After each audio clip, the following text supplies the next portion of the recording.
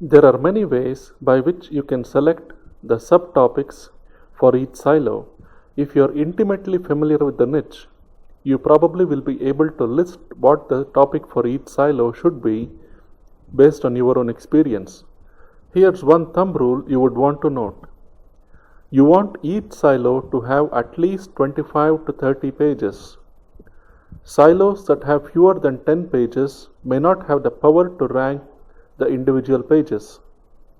Each silo should have a sufficient number of pages so that the pages in the silo get the relevancy boost, which is why you are building siloed sites in the first place. You want each subtopic to have sufficient interest so that it can have at least 25 to 30 pages. You do not want something that's too narrow. The easiest way of selecting the subtopic for each silo is to let Google tell you what the topics should be. Let's see how to do that. We are now inside the Google AdWords Keyword Planner. Suppose you want to build a site about golf. Enter golf in this text box and click on Get Ideas.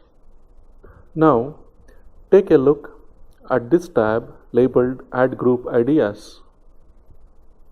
For every search, Google groups related keywords together and presents them as an ad group. Each of these ad groups can be a subtopic for your site. Next to each group, you see a number that's enclosed within brackets. This is the number of keywords in that ad group. As we discussed earlier, you do not want to select subtopics that are too narrow. You want each silo to have at least 25 pages.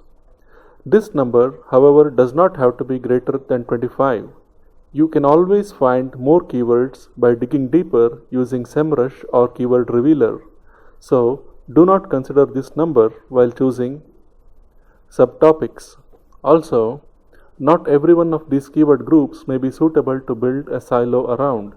Some may not have products you can sell, like live PGA, and some may be too narrow.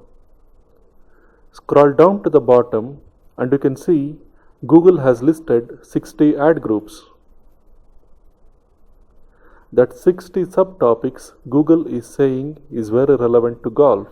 We need to select only 3 to 5 subtopics to begin with. 3 to 5 is more than enough for now because if each silo has 30 pages, then a site with 3 to 5 silos will have between 90 to 150 pages. That's a pretty big site. So, let's select 3 to 5 topics from the list of ad groups here. Let's make a list of suitable subtopics and prune the list if we need to later. Golf swing, golf tips. These can be possible silos. Golf tee as well. Not this one or this one.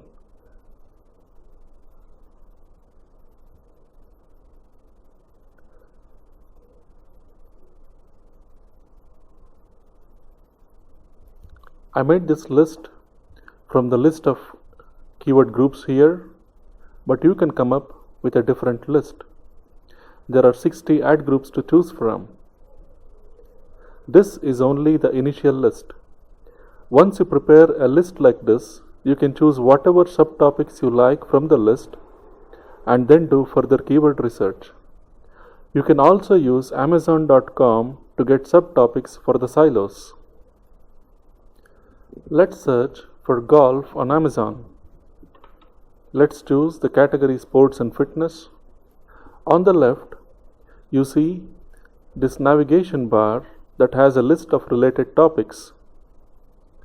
The number next to each subcategory is the number of products being sold in that subcategory. Let's click on golf. Let's click on see more. Okay. So, men's golf shoes, women's golf shoes, golf club bag accessories, men's golf shirts.